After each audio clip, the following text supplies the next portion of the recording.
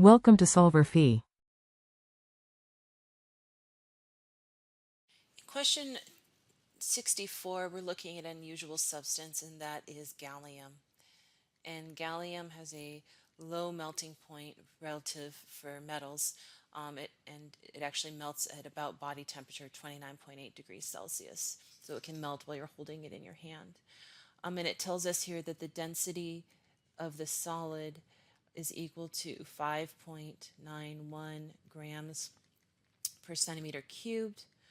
And then the density of the liquid just above the melting point is equal to 6.1 grams per centimeter cubed. And they want to know, what would you expect to see, kind of what unusual feature would you expect to see in the phase diagram? So what is unusual about this is that the density of the solid is less than the density of the liquid right above its melting point. That's not usual. Usually solids are more dense. Another substance that has this interesting feature is water, and that's why ice floats on liquid water, because it's less dense.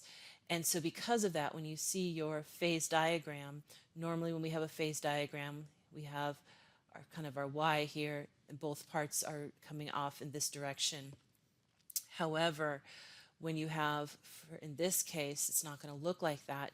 When you have a solid that is less dense than the liquid, that solid liquid line is going to have a negative slope as opposed to a positive slope.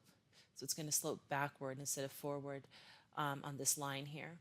And that's going to be the unusual feature that we're looking at for this substance, just as it is with water.